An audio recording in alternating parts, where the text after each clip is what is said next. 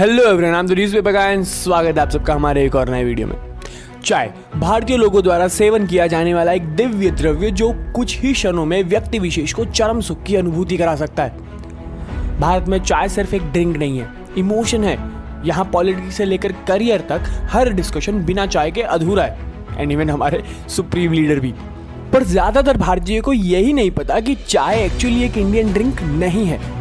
इसे जबरदस्ती इंडिया में ना सिर्फ लाया गया बल्कि इंडियंस को जबरदस्ती इसका एडिक्ट भी बनाया गया। जितना मजेदार चाय का स्वाद है उससे कई ज्यादा मजेदार इसकी कहानी है। भारत चाय प्रोड्यूस करने वाला दुनिया का दूसरा सबसे बड़ा देश है, जहां सिर्फ 2020 में हमने 1257.52 मिलियन केजी चाय प्रोड्यूस की थी। इतनी चाय काफी है। एनीवेज, आज हम भले ही चाय के बिना एक भी दिन सरवाइव नहीं कर सकते, पर यह भी सच है कि चाय को भारत में आए सिर्फ 200 साल ही हुए हैं। वैसे तो इंडिया के एंशिएंट हिस्ट्री में चाय जैसी किसी चीज का मेंशन नहीं मिलता। हाँ, पर 12th सेंचुरी के आसपास आसाम के शिंगपो लोग जंगली चाय का इस्तेमाल एक मेडिसिन की तरह करते थे, पर सही मायने में इसे चाय नहीं कहा जा सकता। इंग्लिश ट्रैवलर जॉन ओविंगटन ने ऑब्जर्व किया कि 14 to 15 सेंचुरी में भारत के वो शहर जो चाइना और यूरोपियन ट्रेड रूट के पास थे, वहाँ के लोग चाय का इस्तेमाल स्टमक एक या हेडेक के लिए किया करते थे। पर असली कहानी शुरू होती है अराउंड 1800s में, ब्रिटिश राज के दौरान।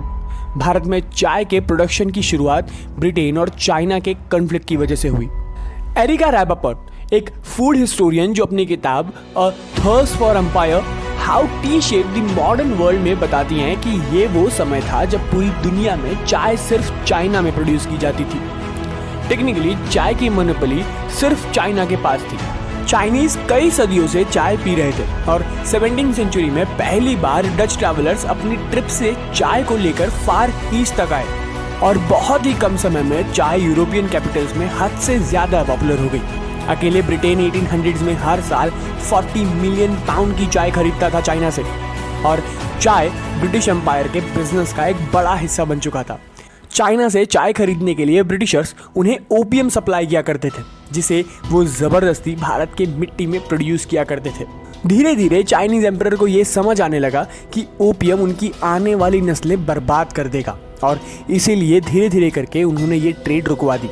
1839 में चाइनीज ने ब्रिटिशर्स के 20,000 ओपियम चेस्ट सीज करवा दिए, जिसके बाद ब्रिटिशर्स को चाय मिलना लगभग नामुमकिन हो गया।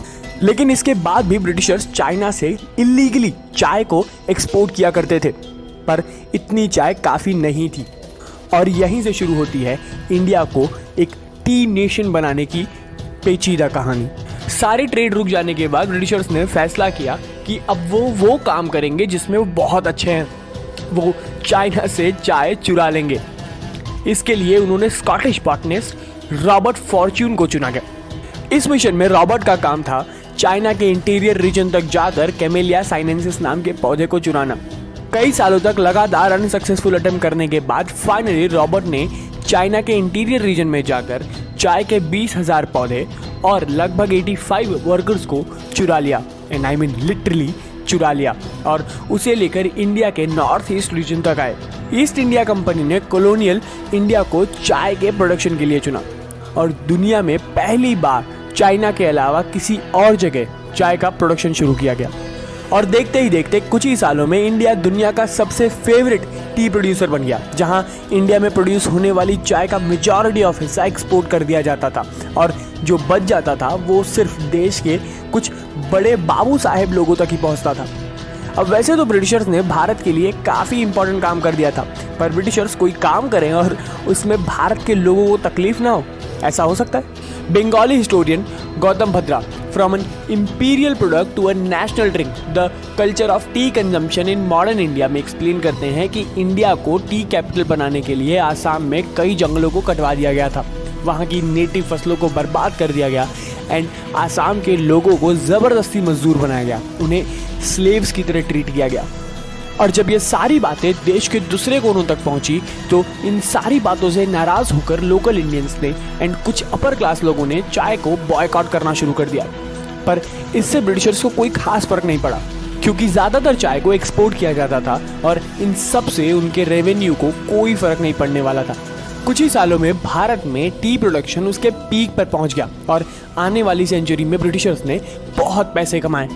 हाँ, इस चाय का स्वाद चाइनीज टी से बहुत अलग था, पर अब ये स्वाद ज़्यादातर लोगों को पसंद आने लगा था, स्पेशली वेस्टर्न कंट्रीज में। पर भारत के लोकल लोगों ने अभी भी चाय को एक्सेप्ट नहीं किया था। उनके लिए चाय अभी भी ब्रिटिशर्स की गुलामी को सिंबलाइज कर रहा था। एंड उनके अकॉर्डिंग चाय सिर्फ अमीरों के लिए बनी थी, जिसका इस्तेमाल वो नशे के लिए और आम जनता को ऑप्रेस करने के लिए करते थे। अब ये तो थी कहानी इंडिया को टी नेशन बनाने की और इंडिया में चाय को उगाने की। पर जहां भारत में लोग चाय से इतनी नफरत करते थे, वहीं आज लोग बिना चाय के रह नहीं सकते। क्यों? क्योंकि ब्रिटिशर्स और कुछ बड़ी ऑर्गेनाइजेशंस ने मिलकर इंडियंस को जबरदस्ती चाय का एडिक्ट बनाया। 1900s में कुछ बदला।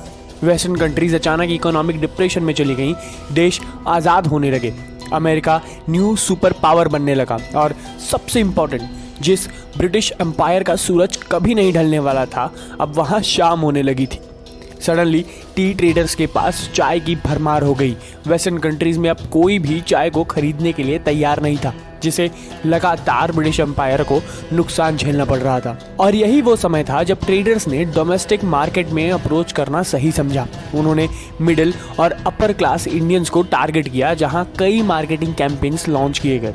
इन एडवर्टाइजमेंट में उन्होंने चाय के हेल्थ बेनिफिट्स और चाय पीने के प्रॉपर ब्रिटिश मेथड को प्रमोट करना शुरू किया। इन एड्स के थ्रू वो चाय की नेगेटिव इमेज को साफ करने की कोशिश कर रहे थे। चाय को इंडियंस की आदत बनाने के लिए इंडियन टी बोर्ड ने अग्रेसिव मार्केटिंग शुरू कर दी। पूरे देश भर में सेल्स पर्सन अलग अलग जगहों पर चाय को प्रमोट कर रहे थे। चाय का पब्लिक डेमोन्स्ट्रेशन किया जा रहा था, लोगों को फ्री में चाय के कप पिलाए जा रहे थे, फ्री पैकेट्स तक बांटे जा रहे थे। इतना सब करने के बाद भी इंडियंस को चाय पीने में कोई खास दिलचस्पी नहीं थी। पर ये प्रमोटर्स यहाँ नहीं रुके। पूरे देश भर में कंपनीज के सुपरवाइजर्स को ऑर्डर्स मिले अपने एम्प्लॉयज़ को टी ब्रेक देने के। कंपनीज ने चाय को एक हेल्दी एनर्जी ड्रिंक की तरह प्रमोट किया, जिसे अल्कोहल से भी बेटर बताया गया।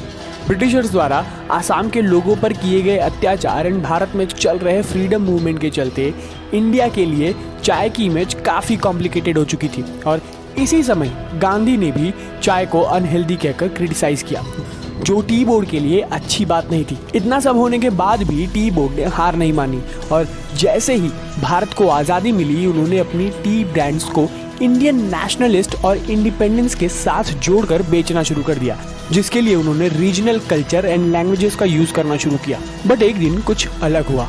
जहां कंपनीज के ये सारे एड्स एंड कैंपेन्स काम नहीं कर रहे थे, वहीं किसी ने चाय को एक अजीब तरीके से बनाया। जहां ब्रिटिशर्स पानी में चाय को उबाल कर उसमें अलग से शक्कर और दूध मिलाकर पीते थे, जो कि ऑब्वियसली एक लंबा प्रोसेस था, जिसका शॉर्टकट बनाते हुए किसी इंडियन ने शायद गलती से जानबूझकर एक दिन ये सारी चीज़ें और कुछ मसाले एक साथ मिलाकर चाय बना दी। And that's it. लोगों को ये पसंद आने लगी एंड कंपनीज ने भी इसका फायदा उठाना शुरू कर दिया। जगह जगह टी कैबिन्स बनवाए गए। School, universities, government offices, factories, हर जगह ऐसे कैबिन बनवाए गए। एंड चाय को फैमिली के साथ सुबह या शाम को पिए जाने वाले एक नॉर्मल होम ड्रिंक की तरह प्रेजेंट किया जाने लगा। एंड धीरे धीरे इंडियंस को भी चाय पसंद आने लगी। आज हर इंडियन एवरेज 3 कप चाय हर दिन पीता है। हम हर साल लगभग 17 लाख टन चाय प्रोड्यूस करते हैं, जिसका 70% इंडियंस खुद ही कंज्यूम करते हैं। सो अगली बार जब आप चाय पिएं तो याद रखें कि ये थी कहानी चाय की। अगली बार फिर मिलेंगे भारत के किसी और विषय पर। तब तक के लिए जय हिंद।